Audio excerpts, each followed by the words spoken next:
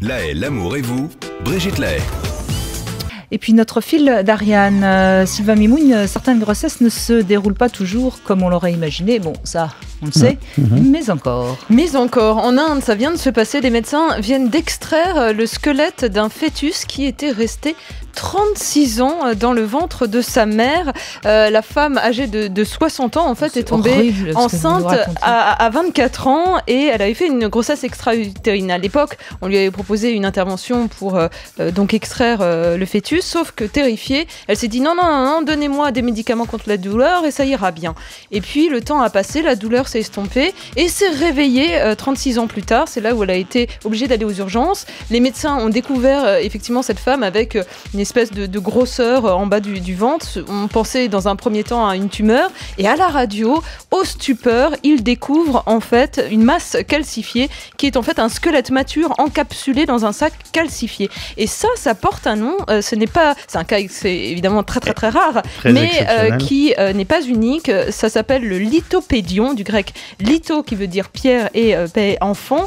C'est l'enfant Pierre. Et on a comme ça toutes sortes de récits. Pas moins de 300 cas de lithopédion ont été recensés depuis 5 siècles. Le premier cas, c'est à Sens au XVIe siècle en France. On en a eu un il n'y a pas très longtemps, en 2013, une Colombienne cette fois de 82 ans qui était porteuse d'un fœtus sans vie et comme momifiée depuis 40 ans.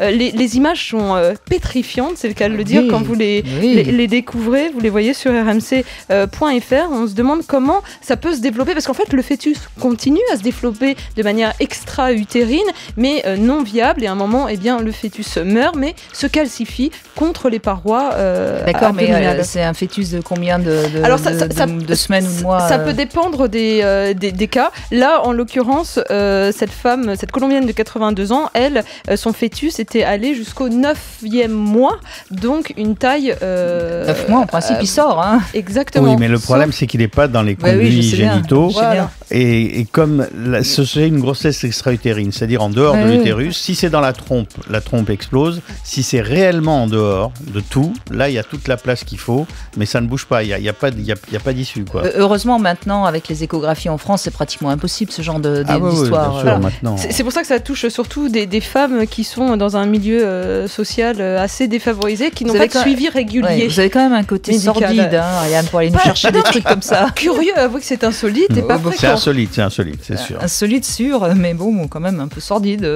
non?